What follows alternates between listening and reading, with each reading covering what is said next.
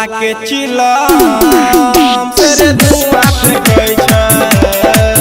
बाबा भोला के चिलम से धुआं फेंकै छै।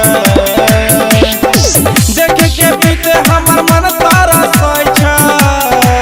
बाबा भोला के चिलम से धुआं फेंकै छै। बाबा भोला के चिलम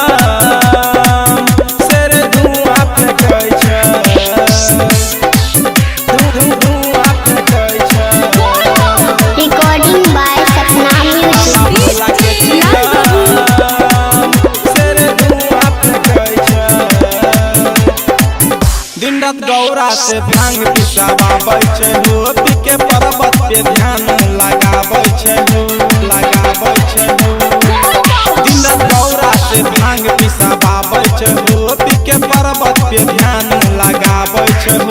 छिकै देव के देव डमरू वाला महादेव, इनकर महिमा अनेक पूरा ब्रह्मांड में पूरा ब्रह्मांड में तीनों लोक में एक जय जयकार गुंजै छै।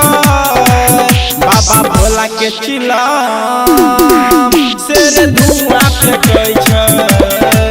बाबा भोला के चिलम से धुआं फेंकै छै।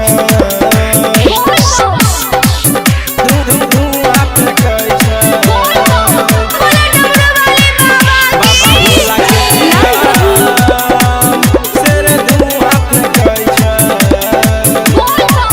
बाबा शंभू करै छै बसहा के सवारी, भगती में लीन रहै छै सभे नर नारी, सभे नर नारी।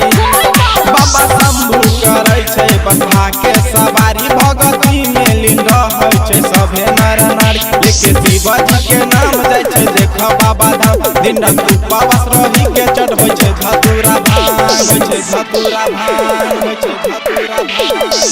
करण हिमांशु भगती में लीन रहै छै। बाबा भोला के चिलम से धुआं फेंकै